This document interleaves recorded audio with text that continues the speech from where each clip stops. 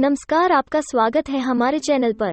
NASA अध्ययन के लिए भेजेगा तारों के बीच खास यान, पहुंचने में लगेंगे 15 साल। नासा और उसके सहयोगी इंटरस्टेलर प्रोब नाम के अभियान की तैयारी में लगे हैं जो तारों के बीच जाकर उनका अध्ययन करेगा। फिलहाल अंतरिक्ष अनुसंधान में नासा का जोर मंगल और चंद्रमा के अभियानों पर है, लेकिन नासा अन्य अंतरिक्ष अनुसंधानों पर भी पूरा ध्यान दे रही है।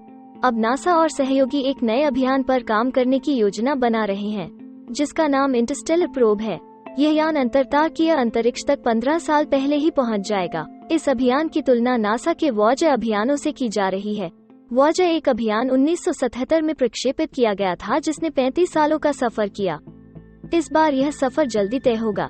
जब 4 दशक पुराने वॉयेजर 1 और वॉयेजर 2 अभियानों ने साल 2012 और 2018 में अंतरतारकीय अंतरिक्ष में प्रवेश किया था, तब वैज्ञानिकों ने इसका जश्न मनाया था, क्योंकि इन्होंने पृथ्वी और सूर्य की दूरी के 120 गुना ज्यादा दूरी तक सफर किया था। दोनों वॉयेजर अभियान हमारे हेलियोस्फीयर की सीमा तक पहुंच गए थे। हेलियोस्फीयर वो अंतरिक्षीय बुलबुला है जहां तक हमारे सूर्य की सौर पवनों का प्रभाव पहुंच पाता है। इस काल्पनिक बुलबुले की सीमाओं की खोज वॉयेजर अभियानों ने की थी, लेकिन इसके बारे में जानकारी नहीं मिल सकी थी। प्रस्तावित यह हेलियोस्फीयर की तस्वीरें भी लेगा। इसमें सबसे अहम वे दृश्य होंगे जो पृथ्वी अर्थ से देखे नहीं जा सकते हैं। इंटरस्टेलर प्रोब हेलियोस्फीयर से आगे जाकर अंतरतारकीय अंतरिक्ष में गहराई तक जाएगा और 1000 खगोलीय इकाई तक जाएगा।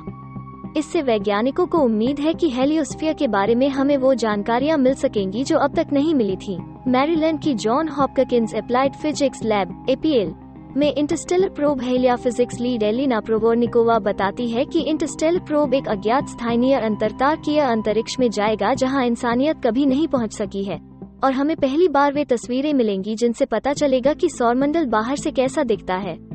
APL में 500 लोगों की टीम है, जिसमें वैज्ञानिक, इंजीनियर सहित दुनिया भर के जानकार भाग लेंगे जो इस बात पर अध्ययन कर रहे हैं कि किस तरह का इंटरस्टेलर प्रोब अभियान नियोजित करना चाहिए।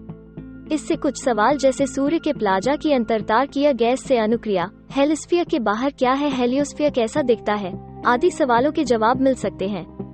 हेलियोस्फीयर अहम है क्योंकि वो हमारे सौरमंडल की उच्च ऊर्जा वाले ब्रह्मांडीय कॉस्मिक विकिरणों से रक्षा करता है। प्रोवोर्निकोवा बताती है कि सूर्य हमारी गैलेक्सी में घूम रहा है और वो अंतरतारकीय अंतरिक्ष में अलग अलग इलाकों से गुजर रहा है। फिलहाल सूर्य लौकर इंटरस्टेलर क्लाउड से गुजर रहा है, लेकिन हालिया शोध बताता है कि सूर्य इस बात के किनारे की ओर बढ़ रहा है, जिसके बाद वो ऐसे इलाके में प्रवेश करेगा जिसके बारे में हम कुछ नहीं जानते। ऐसे बदलाव हमारे हेलियोस्फीयर में बड़ा, छोटा या किसी और तरह का बदलाव सकते हैं। इससे पृथ्वी तक आने वाले विकिरण में भी बदलाव हो सकता है। इस अभियान के लिए नियुक्त टीम ने अपनी पड़ताल के 4 साल का यह आखिरी है। इस टीम को उन सभी विषयों का पता लगाना था जिनका इस अभियान के जरिए अध्ययन हो सकता है। टीम इस साल के अंत में नासा को अपनी रिपोर्ट देगी और इससे संबंधित विषयों की जानकारी देगी, जिसमें उपकरण और इस अभियान के लिए यात्रापथ का नियोजन भी शामिल है। यह अभियान साल 2030 में प्रक्षेपित किया जाएगा और हेलियोस्फीयर की सीमा में 15 साल तक पहुंचेगा। अगर आपको यह वीडियो जानकारी युक्त लगी हो तो इसको लाइक करें और हमारे चैनल को सब्सक्राइब करें और इस वीडियो को अपने जान पहचान वालों के साथ शेयर करें।